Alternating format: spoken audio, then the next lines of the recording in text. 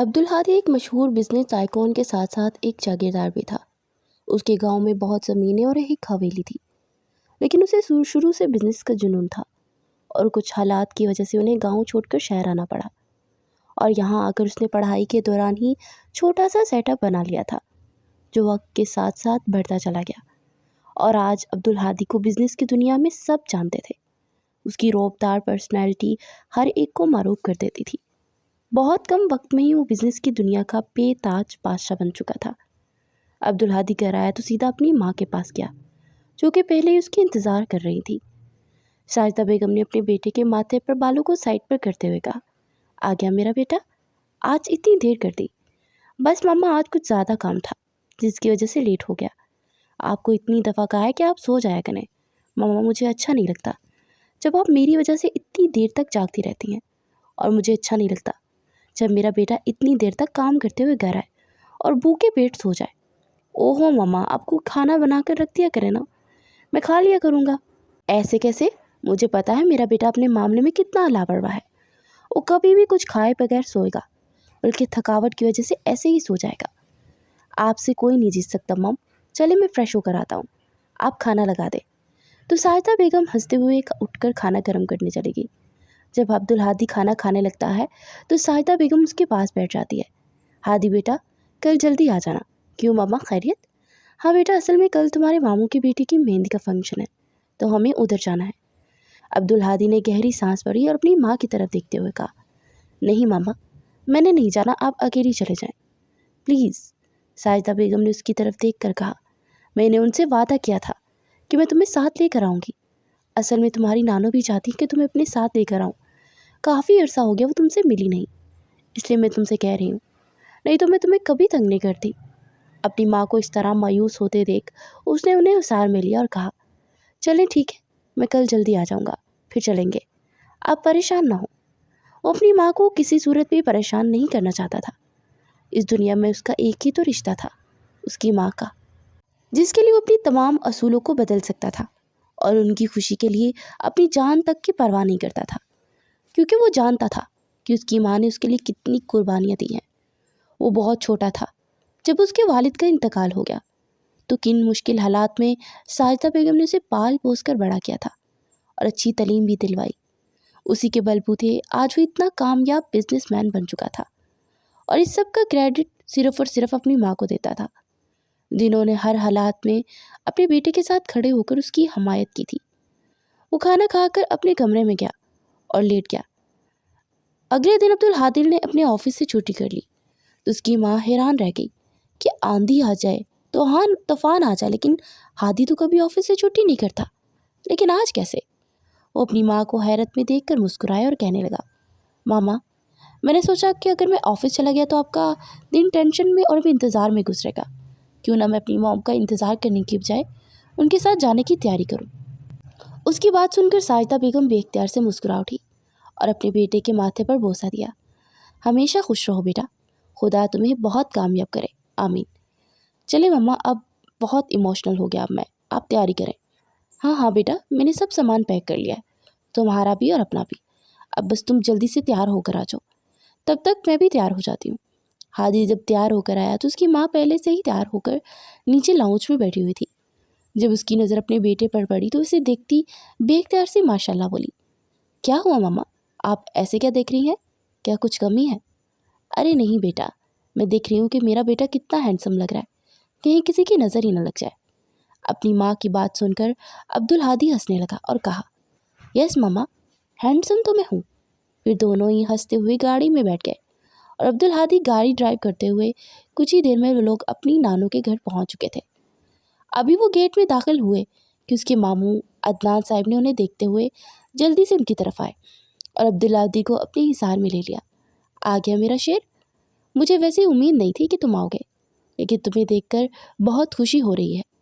عبدالہادی مسکرانے لگا، پھر اپنی بہن سے مل کر ان دونوں کو اندر کی جانب وہ بڑھے۔ جب سب نے عبدالہادی کو دیکھا تو حیران ہوتے ہوئے ملنے لگے۔ ان کا حیران ہونا بنتا بھی تھا، کیونکہ عبدالہادی کوئی بھی فنکشن اٹینڈ نہیں کرتا تھا اور نہ ہی کبھی بنا کسی کام کے کہیں آتا تھا، اور آج یوں فنکشن میں آنا سب کی حیرانگی کا باعث تھا، اور سب کے تاثرات کو سمجھتے वो अपनी मुस्कुराहट को दबाने लगा, फिर अपनी नानो के बाद बैठ गया। नानो ने जब मीर को देखा तो उसे अपनी हिसार में ले लिया और प्यार करने लगी। साजिदा बेगम ने इधर उधर देखा और पूछने लगी, क्या अभी आपदा नहीं आई? तो उसकी माँ ने बताया कि वो कुछ ही देर में पहुँचने वाली है। तो साजिदा बेगम ने अपनी माँ की तरफ देखते हुए कहा, इतनी देर? वो तो कह रही थी कि वो मुझसे पहले पहुँच जाएगी। तो साजिदा बेगम ने माँ ने अपनी बेटी की तरफ देखा और कहा, आपदा की बेटी बहुत शरारती है, वो अपनी माँ को ऐसे ही तंग करती रहती है, जब 2 साल के बच्चे करते हैं जैसे। वो हमेशा हर जगह से देर करवा देती है। आपदा साजिदा की बहन ही थी और उसकी एक ही बेटी थी सोम्या, जो कि 16 साल की थी, लेकिन उसकी हरकतें सबको जज कर देती थी। हर वक्त अपनी शैतानी दिमाग से लोगों को तंग करने में मसरूफ़ रहती और उसकी माँ यानी कि आपदा उसकी रोज़ की शिकायतों से तंग आ रहती थी। जैसे ही आपदा और उसकी बेटी सोम्या घर में दाखिल हुई तो घर में एक तूफान का सा समा था। गेट से दाखिल होते ही सोम्या ने सबको आवाज़ें देना शुरू कर दी, कहाँ है सब लोग? हमारे इस्तकबाल के लिए कोई नहीं आया? कोई भी गेट पे नहीं खड़ा मामा, ये तो सरासर ज़्यादती है। मैं वापस जा रही हूँ, आपकी तो कोई कदर ही नहीं है। वो ऊंचा ऊंचा बोले जा रही थी और उसकी बातें सुनकर सभी मुस्कुराने लगे, क्योंकि वो ऐसी ही थी, जानबूझकर सबको तंग करने के लिए ऐसी बातें करती ही रहती थी। इसलिए किसी ने भी उसकी बातों का कोई असर नहीं लिया। अरे कोई फूल बरसाओ मेरी राहों में, जहाँ जहाँ से मैं गुजरूँ ऐसे लगे कि फूलों के कारपेट पे पाँव रखे हुए हों, बिल्कुल फिल्मों की तरह। जैसे हीरोइन दाखिल होती है, हर तरफ फूल ही फूल होते हैं।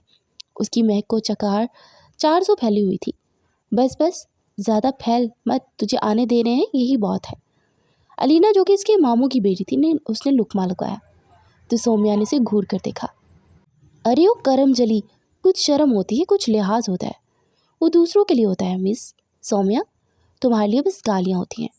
इससे पहले कि सोम्या जवाबी कार्रवाई करती, आपदा ने जल्दी से टोक दिया, चल बस कर, कितना बोलती है। वो देख सामने नानू बैठी है हमारे इंतज़ार में। वो अंदर दाखिल हुई तो लाउंज में बैठी नानू ने से वो भाग कर मिली। नानू, मुझे पता है आपने सबसे ज़्यादा मुझे मिस किया होगा, बाकी सब तो जान ही छुड़ाते हैं मुझसे, एक आप ही तो है जो इस पूरी दुनिया में मुझसे प्यार करते हैं। यहाँ तक कि मेरी मामा भी मुझसे बिल्कुल प्यार नहीं करती, हर वक्त जूता उठाए मेरे पीछे पड़ी रहती है। उसकी बिना ब्रेक चलती ज़ुबान को देख आपदा ने अपना माथा पीट लिया और तंग आकर कहने लगी, ये लड़की कभी नहीं सुधरेगी, हर जगह ही मुझे शर्मिंदा करवाने पहुंच जाती है। फिर आगे बढ़कर पहले वो अपनी माँ से मिली और साथ बैठी साजिदा। तो इसी वक्त साजिदा ने उसकी तवज्जो अपने बेटे की तरफ दिलाई, जो सोम्या को बगूर देख रहा था और सुन रहा था और उसकी बातों से लुत्फ़ अंदोज़ हो रहा था, क्योंकि इसका ऐसा लाव वाली सी और इतनी बोलने वाली लड़की से कभी पाला ही नहीं पड़ा था। जब साजिदा बेगम ने उसे बुलाया तो वो चौंक कर अपनी माँ की तरफ देखने लगा। फिर उसकी माँ ने उसे इसकी खाला आपदा से मिलवाने लगी। आपदा ने उसके सर पर प्यार दिया और कहा, माशाल्लाह, तुम्हारा बेटा तो और भी हैंडसम हो गया है, अल्लाह तुम्हें और भी कामयाबियाँ दे। दुआएं देते हुए वो भी वहीं बैठ गई। जब सोम्या अपनी दूसरी कज़न्स के साथ मिलकर इधर उधर घूमने लगी, उसका टारगेट तो साथ वाले घर में जो संतरे का दरख्त था वो था। उसने अपनी कज़न अलीना को साथ दिया और आंख बचाते हुए दरख्तों के बीचों बीच उस दीवार पर चढ़ गई और अलीना नीचे खड़ी हो गई कि अगर कोई आ जाए तो वो बता देगी। फिर सोम्या ने माल्टे तोड़ना शुरू कर दिए। एक एक माल्टा तोड़कर अलीना की तरफ फेंक रही थी वो। इतने में फ़ोन सुनते अब्दुल हादी भी उसकी तरफ आ गया और फ़ोन सुनते हुए जब उसकी नज़र सोम्या पर पड़ी, जो दीवार पर खड़ी हमसायों के माल्टे तोड़ रही थी और अलीना नीचे गिरे हुए माल्टे इकट्ठे करने में मसरूफ़ थी, उसका ध्यान अब्दुल हादी की तरफ नहीं था। तो हादी ने आगे आकर रोबदार आवाज़ में कहा, लड़कियों, ये क्या कर रही हो? कुछ नहीं हादी भाई, हम तो बस वो। अलीना से बात ही पूरी ना हुई, वो जल्दी से भाग गई, जबकि सोम्या अभी भी ऊपर ही थी। अरे आपदा खाला की बेटी तो चोर निकली। उसके अचानक बोलने पर सोम्या का पाँव लड़खड़ाया और वो नीचे गिर गई। नीचे गिरने से वो ववीला करने लगी, हाय मार दिया, मेरी कमर टूट गई। उसकी कमर पर चोट लगी थी, जबकि सोम्या उसे कोसती रह गई, कमीनी, मुझे अकेला छोड़कर चली गई।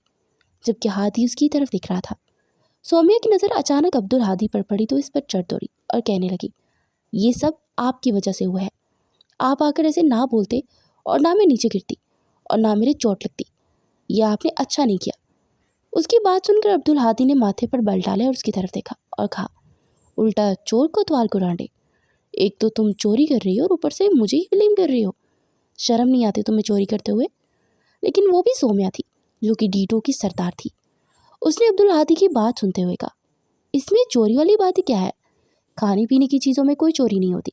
ایسے بھی یہ اللہ تعالیٰ کا رزق ہے, اللہ تعالیٰ نے اس پر کھانے والے کا نام لکھا ہوتا ہے. آپ زیادہ چور پولیس کی باتیں مت بنائیں. اتنا کہتے وہ جتنے مالٹے تھے ان سب کو اٹھا کر وہاں سے چل پڑی اور عبدالہادی منہ کھولے دیکھتا رہ گیا اور اس کی لاجک پر سوچتے ہوئے مسکرا کر سر کو جھکا دیا اور آگے کی طرف بڑھ گیا. لیکن وہاں کوئی اور تھا ہی نہیں جس کی نظر ان دونوں پر مرکوز تھی, اور وہ آنکھوں میں حسرت لیے سومیا کی طرف دیکھ رہی تھی.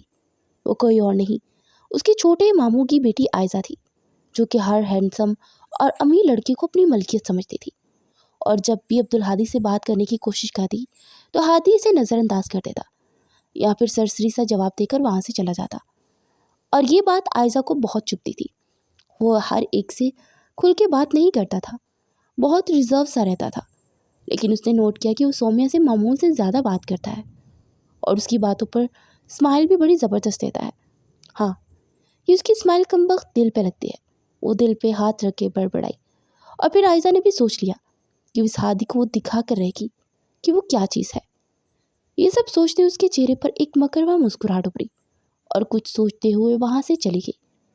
آج مہندی کا فنکشن تھا, سب لوگ تیاریوں میں مصروف تھے اور شاہزین بھی بالکل تیار تھی. کچھ ہی دیر میں اسے اسٹیج پر لا کر بٹھا دیا گیا. سب لڑکیوں نے ڈارک گرین اور لائٹ پنک کا کنٹراسٹ کر کے ڈریس بنوائے تھے, لیکن سومیا نے ایک دفعہ پھر لڑکیوں کو غصہ دلانے پر مجبور کر دیا کیونکہ سونیا نے اپنا ڈریس مسٹرڈ کلر کا بنوا لیا تھا. جب سب لوگ تیار ہو کر آئے تو سومیا کو دیکھ کر سب اس پر ٹوٹ پڑے اور سومیا ہنستے ہوئے کہنے لگی, کیسا لگا میرا سرپرائز؟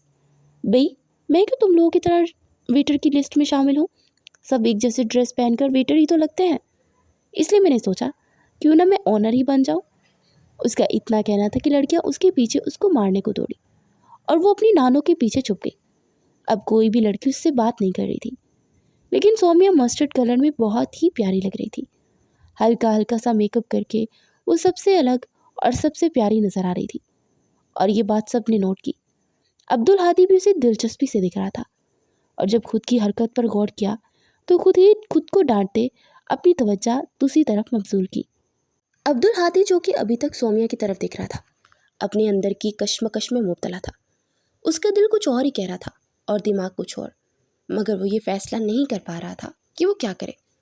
اس کی نظریں گھوم کر سومیا پر ہی آ کر رک جاتی, لیکن پھر بھی وہ اپنے جذبات کو دبانے کی اور چھپانے کی کوشش کر رہا تھا. سومیا کو احساس تو ہو رہا تھا کہ کوئی اسے مسلسل دیکھ رہا ہے, لیکن وہ یہ جان بوجھ کر نظر انداز کر رہی تھی.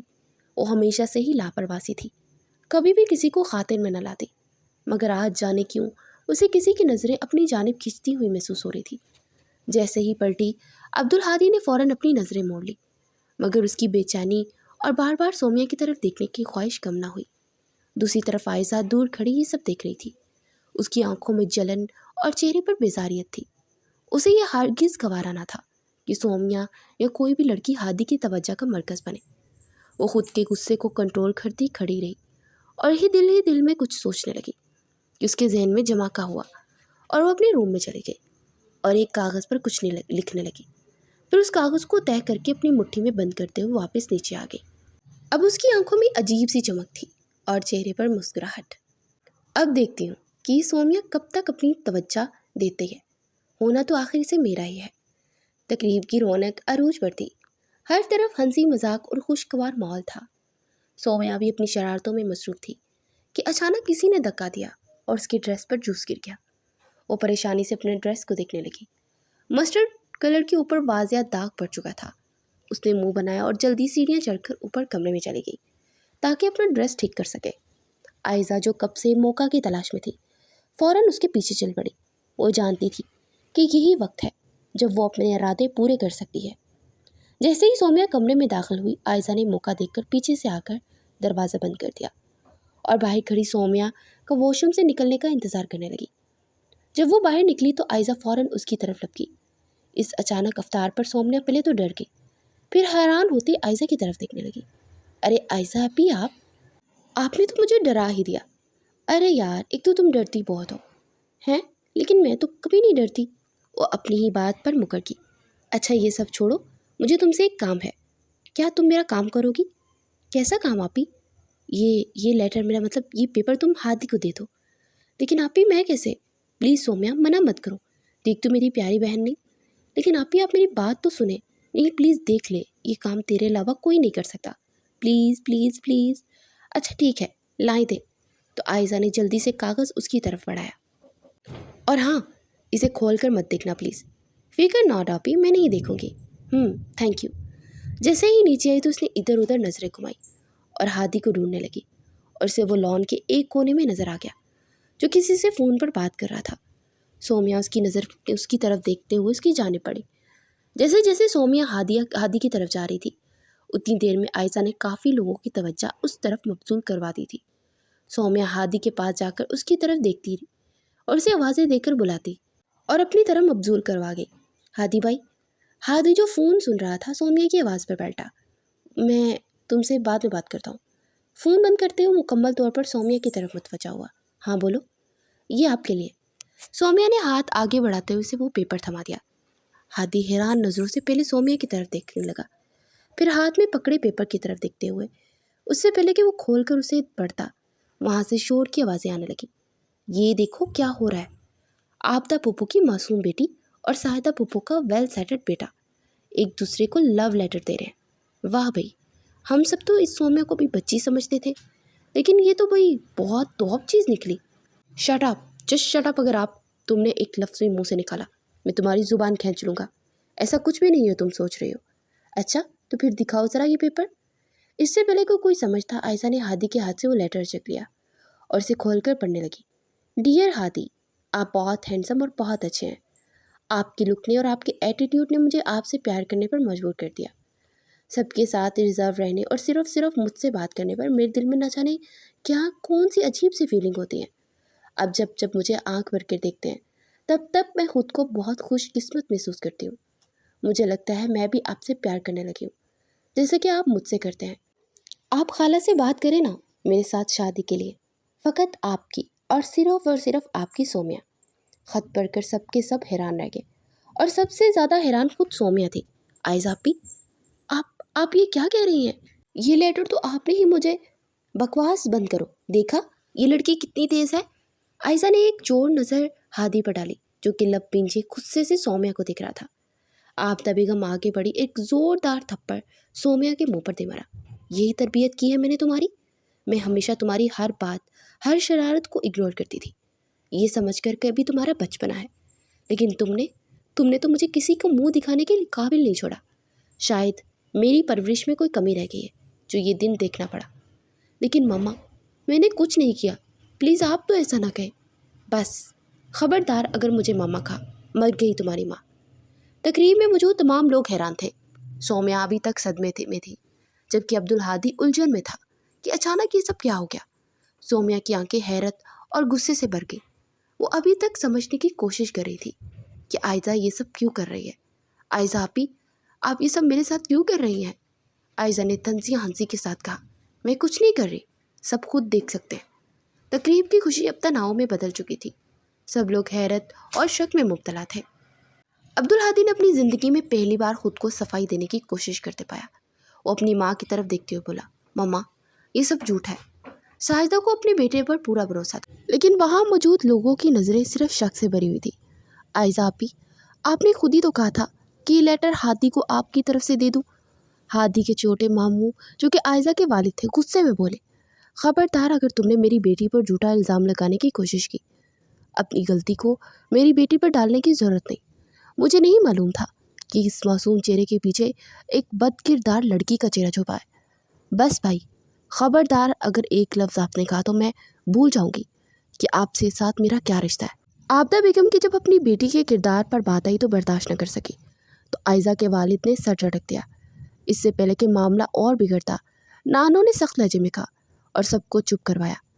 آبدہ اور ساجدہ کی طرف دیکھ کر کہا، میری ایک بات مانو، تم دونوں ان دونوں کا نکاح کروا دو۔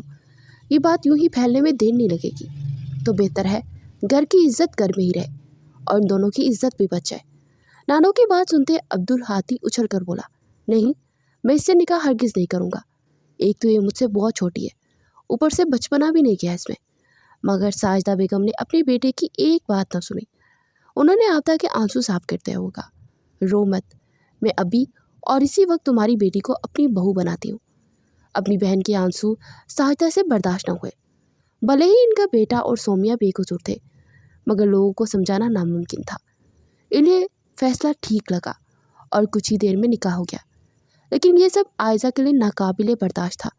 وہ تو سومیا کو ہادی اور باقی سب کی نظروں سے گرانا چاہتی تھی، مگر بازی الٹ گئی اور سومیا عبدالہادی کی بیوی بن گئی۔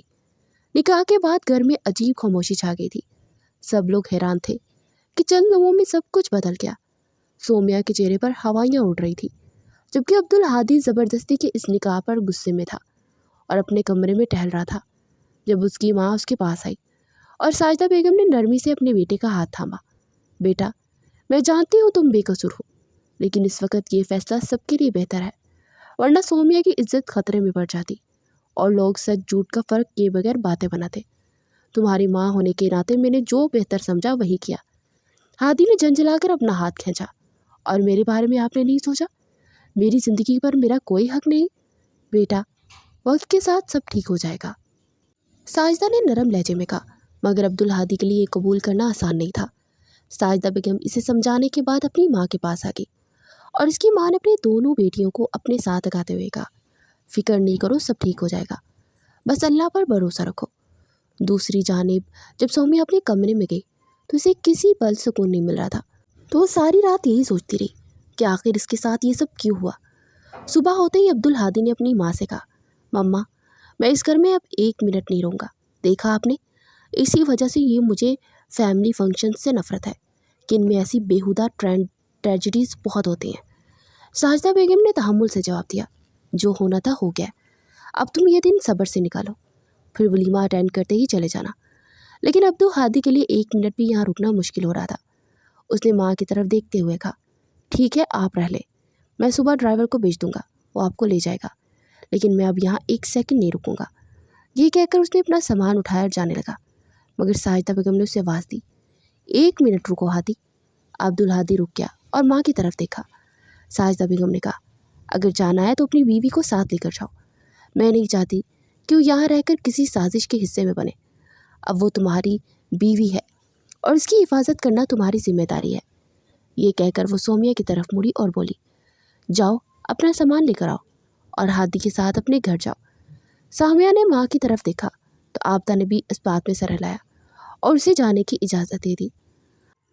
عبدالہادی کو ماں کی بات سن کر بہت غصہ آیا، لیکن وہ چپ رہا کیونکہ اس وقت کچھ بھی کہنا بیکار تھا۔ اس نے سومیا کو ساتھ لیا اور اپنے گھر کی طرف روانہ ہو گیا۔ سومیا عبدالہادی کے تاثرات دیکھ کر بہت ڈری ہوئی تھی اور بالکل خاموش تھی۔ حالانکہ خاموش رہنا اس کی فطرت میں نہیں تھا، لیکن اسے اندازہ نہیں تھا کہ اس کی زندگی یوں بدل جائے گی۔ گھر پہنچتے ہی عبدالہادی نے سیدھا اپنے کمرے میں چلا گیا اور دروازہ بند کر لیا۔ اس کا ذہن انتشار کا شکار تھا اور وہ کسی سے بھی بات نہیں کرنا چاہتا تھا۔ سومیا نے ادھر ادھر نظر دوڑائی۔ وہ پہلی بار اس گھر میں آئی تھی اور کچھ بھی نہیں جانتی تھی کہ کہاں جانا ہے، کس کمرے میں رکنا ہے۔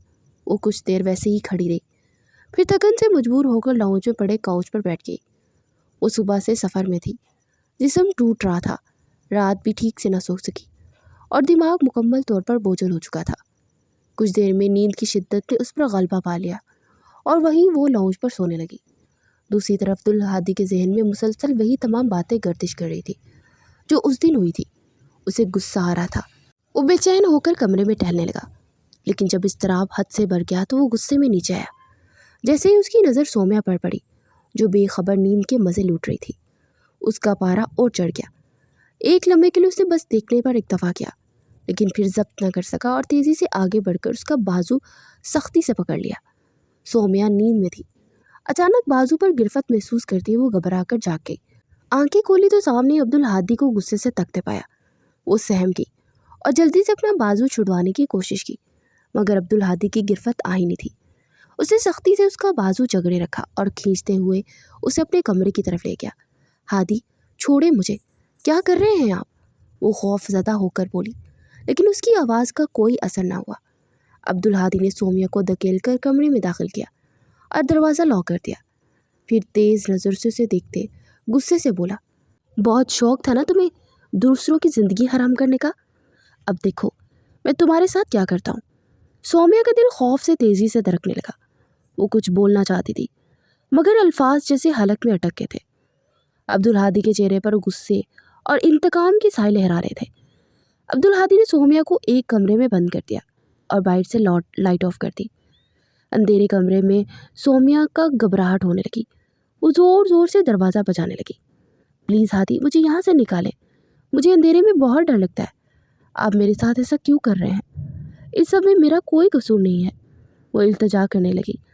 عبدالہادی نے غصے سے دہاڑتے ہوئے کہا، اپنی بکواس بند کرو اور خاموشی سے وہیں بیٹھ جاؤ، نہیں تو تمہیں زندہ دفنا دوں گا۔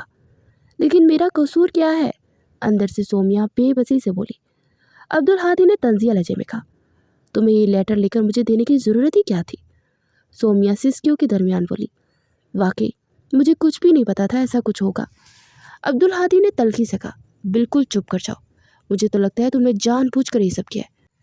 میں یہ سب بھلا کیوں کروں گی؟ عبدالہادی نے طنز سے ہنستے ہوئے کہا، شاید میری دولت حاصل کرنے کے لیے۔ یہ سن کر سومیا غصے اور بے بسی سے بولی، میں تو تھوکتی بھی نہیں آپ کی دولت پر۔ عبدالہادی کا غصہ اور بھڑک گیا اور دروازہ کھولتے وہ سخت لہجے میں بولا، اب ایک لفظ بھی تمہارے منہ سے نہ نکلے، چپ کر کے بیٹھ جاؤ ورنہ اس سے بھی بری سزا دوں گا۔ میرے پاس بہت بڑے بڑے بچھو ہیں اور میں انہیں اس اندھیرے میں تمہارے پاس چھوڑ دوں گا، پھر تم جانو اور وہ بچھو جانے۔ یہ سن کر سومیا کی جان حلق میں آ گئی۔ وہ اور بھی زیادہ گھبرا گئی اور جلدی سے بولی، نہیں نہیں پلیز ایسا مت کرنا، میں کچھ نہیں بولوں گی۔ اتنا کہہ کر وہ خوف زدہ ہو کر دیوار کے ساتھ لگ کر بیٹھ گئی اور خاموشی سے رونے لگی، جبکہ عبدالہادی کب سے دوبارہ دروازہ بند کر کے جا چکا تھا۔ سومیا دیوار کے ساتھ لگی سسک رہی تھی۔ اندھیرے کمرے میں خوف اور بے بسی اس پر پوری طرح حاوی ہو چکی تھی۔ اسے بچپن سے ہی اندھیرے سے ڈر لگتا تھا، آج وہی خوف حقیقت بن پر اس پر طاری ہو گیا تھا۔ ادھر عبدالہادی کے دل میں طوفان برپا تھا۔ وہ خود کو پرسکون کرنے کی کوشش کر رہا تھا مگر غصہ کم ہونے کی بجائے مزید بڑھتا جا رہا تھا۔ اس کے کانوں میں سونیا کی سسکیاں گونج رہی تھی جو اسے بے چین کر رہی تھی۔ چند لمحے یوں ہی دروازے کے قریب کھڑا رہا، پھر ایک جھٹکے سے پلٹا اور زینے کی طرف بڑھ گیا۔ اندر سومیا کی حالت غیر ہو رہی تھی۔ اس کی آنکھیں اندھیرے میں کچھ دیکھنے کے قاصر نہیں تھی۔ خوف اور بے بسی سے اس کا دل زور زور سے دھڑک رہا تھا۔ اسے ایسا لگ رہا تھا جیسے واقعی کوئی بچھو اس کے قریب رینگ رہا ہو۔ اللہ جی مجھے یہاں سے نکال لیں، وہ بے آواز روتے ہوئے بڑبڑائی تھی۔ وقت جیسے رک سا گیا تھا، نہ کوئی راستہ تھا نہ کوئی امید۔ وہ زمین پر سمٹ کر بیٹھی رہی، اپنا بازو خود کے گرد لپیٹے ہوئے۔ دوسری طرف عبدالہادی کا دماغ الجھا ہوا تھا۔ کہیں نہ کہیں اس کے اندر کوئی آواز اسے کہہ رہی تھی کہ شاید وہ غلطی کر رہا ہے، مگر اس نے اس سوچ کو جھٹک دیا۔ آدھی رات ہو چکی تھی۔ سومیا کی آنکھیں نیند اور خوف کے امتزاج سے بوجھل ہو رہی تھی۔ سردی بھی زیادہ محسوس ہونے لگی تھی اور تھکن اس کے حساب پر سوار تھی۔ آہستہ آہستہ وہ وہیں زمین پر گھٹنوں میں سردی نیند کی وادیوں میں کھو گئی۔ نیند کی ایک بات اچھی تھی کہ یہ کہیں پر بھی حاوی ہو جاتی ہے، چاہے اب وہ ٹھنڈ فرش پر ہو یا کانٹے، کچھ دیر کے لیے ہی صحیح لیکن انسان کو پرسکون کر دیتی ہے۔ عبدالہادی کچھ دیر بعد اپنے کمرے میں آ گیا اور لیٹ گیا۔ کچھ تھکن کی وجہ سے کچھ رات کو جاگنے کے باعث وہ جلد ہی نیند کی آغوش میں چلا گیا۔ اسے سومیا کا خیال بھی نہ رہا۔ اگلی صبح جب وہ اس کی آنکھ کھلی تو وہ فریش ہونے کے لیے باتھ روم میں چلا گیا، لیکن جیسے ہی وہ فریش ہو کر باہر نکلا اس کی نظر کمرے میں موجود اس دروازے پر پڑی جہاں اس نے رات کو سومیا کو بند کیا تھا۔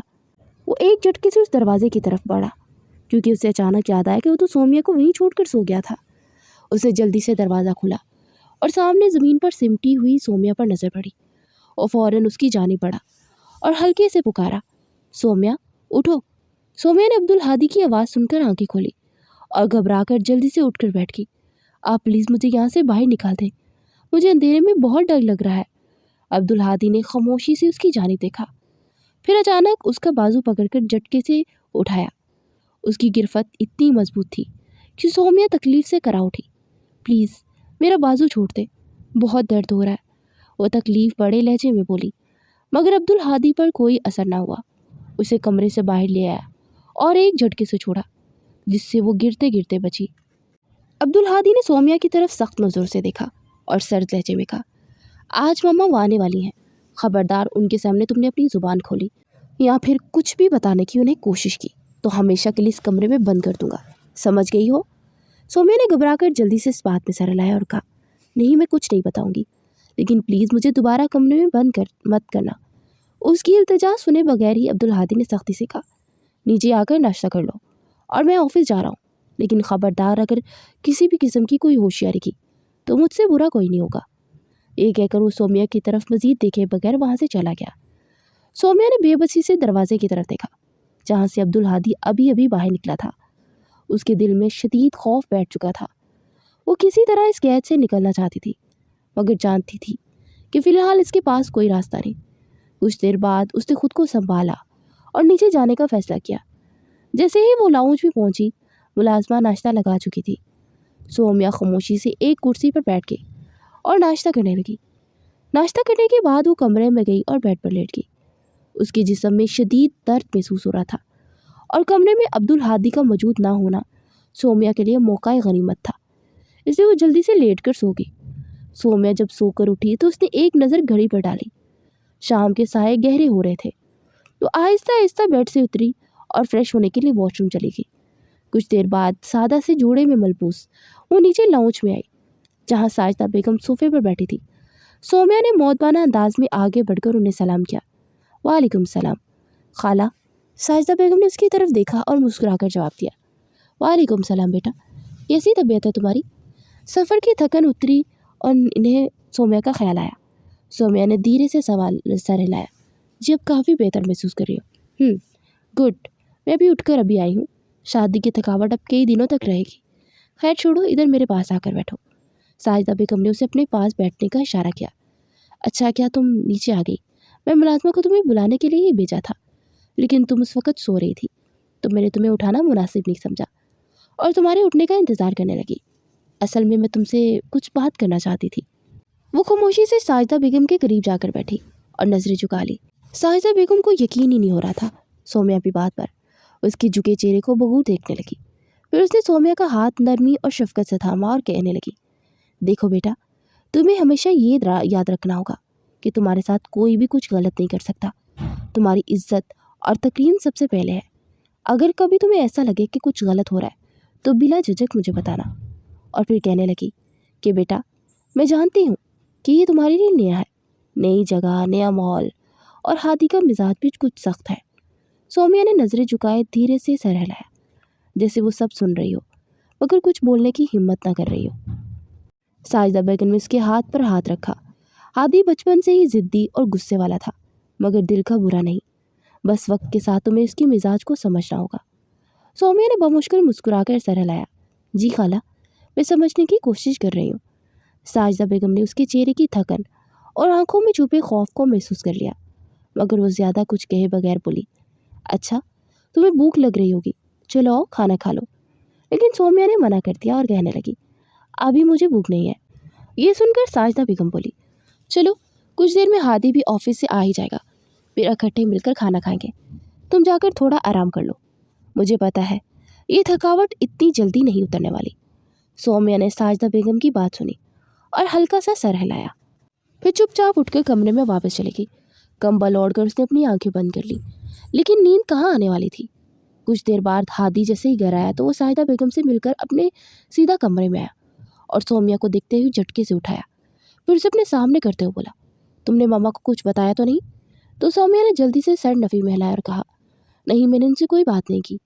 हादी ने सुकून का सांस लिया और कहा, बहुत अच्छा किया, तुम्हारे मुंह से कोई लफ्ज़ ना निकले, नहीं तो मुझसे बुरा कोई नहीं होगा। और हाँ, आज की सज़ा के लिए भी तैयार रहना। ये बोलते हुए ड्रेसिंग रूम में घुस गया और चेंज करके सीधा नीचे आया जहाँ उसकी माँ खाना खाने के लिए इंतज़ार कर रही थी। हादी नीचे आया तो साजिदा बेगम ने मुस्कुरा कर कहा, बेटा आ जाओ, खाना तैयार है।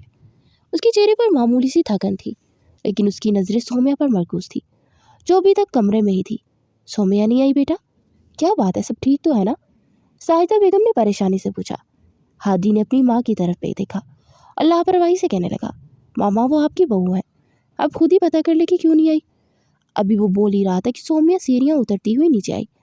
साजिदा बेगम ने मुस्कुराते हुए उसे बैठने का इशारा किया तो वो खामोशी से हादी के साथ वाली कुर्सी पर बैठ गई और बगैर कुछ कहे खाने में मसरूफ़ हो गई। हादी ने खाने के बाद अपने हाथ टिपकन से साफ किए और सौम्या की तरफ देखते हुए बोला, मैं कमरे में जा रहा हूँ, खाने के बाद मेरे लिए चाय ले आना। ये कहकर वो कमरे में चला गया। सौम्या ने खामोशी से अपना खाना मुकम्मल किया, मुलाजमा से चाय ली और कमरे की तरफ बढ़ गई। अंदर दाखिल हुई तो देखा हादी सोफे पर बैठा लैपटॉप पर काम कर रहा था। वो आगे बढ़ी और चाय टेबल पर रख दी, मगर जैसे ही उसने पलटना चाहा, हादी ने उसका हाथ थाम लिया और अपने साथ बिठा लिया। हादी के इस अचानक अमल पर सौम्या हैरानी से उसे देखने लगी। लेकिन अगले ही लम्हे जो हुआ उसने उसके रोंगटे खड़े कर दी। हादी ने अचानक उसकी 2 उंगलियां गर्म चाय में डुबो दी। सौम्या की चीख निकल गई, मगर कमरा साउंड प्रूफ होने की वजह से उसकी आवाज़ बाहर तक न जा सकी। प्लीज़ हादी, मेरा हाथ छोड़ दे, बहुत दर्द हो रहा है, आप मेरे साथ क्यों ऐसा कर रहे हैं? सौम्या ने तकलीफ से तड़पते हुए इल्तिजा की थी, मगर हादी पर उसकी इल्तिजाओं का कोई असर नहीं हो रहा था। तकरीबन 5 मिनट तक उसकी उंगलियां गर्म चाय में डुबोए रहा, यहाँ तक कि सौम्या की आंखों से आंसू की झड़ी लग गई। फिर हादी उठा और अपने साथ सौम्या को भी खड़ा करते उसे बेड पर धकेला और बेदर्दी से अपना हक वसूल करने लगा। सौम्या खुद को उससे छुड़वाने की कोशिश करती रही, लेकिन हादी के सामने उसकी एक ना चली और हादी उसे सारी रात अपनी शिद्दतों का निशाना बनाता रहा। लेकिन बात यहीं पर ख़त्म नहीं होती। अगले दिन जब रात को ठंडी हवा चल रही थी और ठंड हद से सवा थी, तो अब्दुल हादी ने सौम्या के बाथरूम में शॉवर ऑन करके खड़ा कर दिया। यख ठंडे पानी से उसकी सिसकी निकली। वो बेचारी ठंड में ठठरती जा रही थी, लेकिन कुछ देर बाद जैसे ही वो अंदर आने लगी तो अब्दुल हादी की सख्त आवाज़ से उसे रोक दिया। किधर आ रही हो? क्या मैंने तुम्हें कमरे में आने के लिए कहा? सौम्या कांपते होंठों से बोली, मुझे बहुत ठंड लग रही है, प्लीज़ मुझे अंदर आने दे। लेकिन हादी ने उसकी एक बात न सुनी। सौम्या ने एक बार फिर कोशिश की, मुझे बहुत सर्दी लग रही है, वो ठंड से कांपते हुए बोली। वो खामोशी से खड़ी रहो, वरना जानती हो तुम्हारे साथ क्या करूँगा। अब्दुल हादी ने सिगरेट का कश लगाते हुए सर तहजे में कहा। ये सुनकर सौम्या ने सर झुका लिया और ज़ोर से आंखें मींच ली। अब्दुल हादी कमरे में बेड पर नीम दराज था और सामने बाथरूम में शावर के नीचे भीगती जा रही थी। पिछले 3 दिन वो इस मासूम लड़की पर अपने इंतकाम की आग ठंडी करने की कोशिश कर रहा था, मगर खुद भी बेचैन होता जा रहा था। तभी अचानक वो होश खोकर ज़मीन पर गिर गई। अब्दुल हादी फ़ौरन उसकी जानिब भागा। उसका जिस्म बर्फ़ की तरह ठंडा हो चुका था। उसे बेड पर ले आया और उसके गिर्द कंबल लपेटकर खुद उसके कभी हाथ मसल रहा था तो कभी इसके पाँव। लेकिन सौम्या अभी भी बेसत सी पड़ी थी। उसकी नीले पड़े लब, लरसता हुआ जिस्म और बंद आंखें देख उसके अंदर अजीब सा एहसास जागा। वो जो इसे तकलीफ देखकर सुकून महसूस करता था, आज जाने क्यों बेचैन हो रहा था। उसने तेज़ी से लाइट ऑफ की और सौम्या के गीले कपड़े चेंज करवाए और फिर से कंबल में लपेटकर उसके हाथ पाँव मसलने लगा, मगर वो बेसत पड़ी रही। दिल में अजीब सा खौफ जागा, कहीं वो ज़्यादा बीमार ना हो जाए। कुछ देर यूं ही बेचैन वो खड़ा उसे देखता रहा, फिर झंझोड़ कर पुकारा, सौम्या आंखें खोलो, मगर वो ज़रा भी ना हिली। हादी का दिल बेख्तियार धड़क उठा। वो जो हमेशा सख्ती से पेश आता था, आज पहली बार बेबस सा महसूस कर रहा था। मगर जब काफ़ी देर बाद उसका जिस्म नॉर्मल हुआ तो वो खुद इस पर साया फगन हो गया और इसका दर्जा हरारत मामूल पर लाने के लिए उसे अपनी गर्मी देने के लिए उसके साथ लिपट गया। सौम्या के होंठों की निलाहट में कुछ कमी वाक़या हुई, लेकिन उसे होश नहीं आ रहा था। अब्दुल हादी फ़ौरन डॉक्टर को कॉल करने लगा, मगर शदीद बारिश के बाइस डॉक्टर ने आने से इनकार कर दिया और कहा कि जैसे ही बारिश में कमी होगी मैं आ जाऊँगा।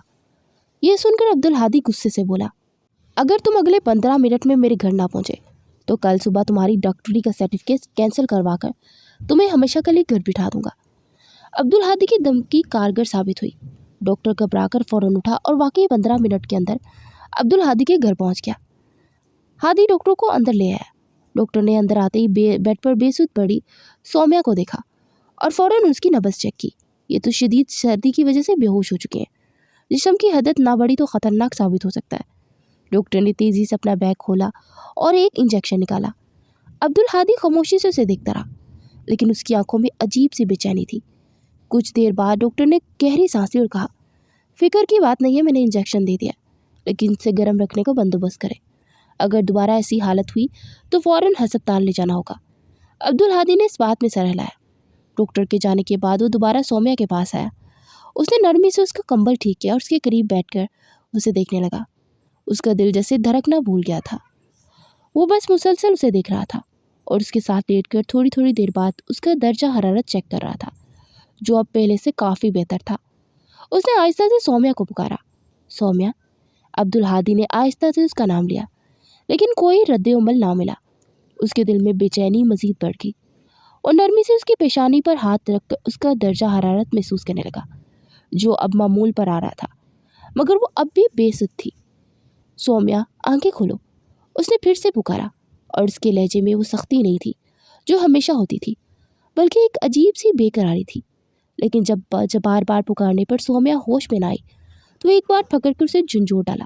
सौम्या, उसे कराते उसे बुलाया तो सौम्या की पलकें लरसते हुए आहिस्ता आहिस्ता खुली। वो उलझी हुई नज़रों से छत की तरफ देखने लगी, जिसे समझने की कोशिश कर रही हो कि वो कहाँ पर है। तुम ठीक हो? अब्दुल हादी ने बेसब्री से पूछा। सौम्या ने बमुश्किल नज़रें घुमाकर उसे देखा, मगर अभी भी वो पूरी तरह होश में नहीं लग रही थी। उसका जिस्म नढाल था, आवाज़ भी जैसे उसका साथ नहीं दे रही थी। पानी, वो मदन सी आवाज़ में बोली।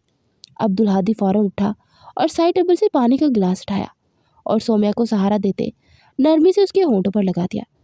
सौम्या ने 2 घूंट लिए, फिर थोड़ा सा सांस बहाल करके नज़रें झुका ली। अब कैसी तबीयत है? उसने नरम लहजे में पूछा। सौम्या ने बमुश्किल सर हिलाया, मगर कुछ बोली नहीं। अब्दुल हादी उसके चेहरे को देखते हुए उलझन में पड़ गया। वो ये नहीं समझ पा रहा था कि उसे अपनी जीत समझकर सुकून महसूस करना चाहिए, या फिर जो ये नया एहसास अंदर जागा है इसे कबूल करना चाहिए। जैसे जैसे सौम्या के हवास बहाल हुए, वो घबरा कर उठने लगी, मगर कमज़ोरी के बायस उठ न सकी और गिरने लगी कि अब्दुल हादी ने फ़ौरन उसे थाम लिया और सख्त लहजे में कहा, कहाँ जा रही हो? मैंने कहा तुम्हें उठने के लिए। सौम्या ने खौफ और हैरानी के मिले जुले तासुरात के साथ हादी को देखा, क्योंकि अगर सौम्या गलती से भी हादी के पास आ जाती तो फ़ौरन उसे झटक देता और तंज अलग करता। लेकिन आज जब वो इतने करीब थी तो अब्दुल हादी से उठने में नहीं दे रहा था और उसकी उलझन समझते हुए गहरी सांस भरकर बोला, आई एम सॉरी। मुझे पता है कि मैंने तुम्हारे साथ बहुत बुरा किया। पता नहीं क्यों मुझे इतना गुस्सा आ रहा था, लेकिन आज जब मैंने तुम्हें बेहिस्सो हरकत देखा तो मेरी जान ही निकल गई। तुम्हें खोने का ख्याल ही मेरा सांस बंद होने लगा था।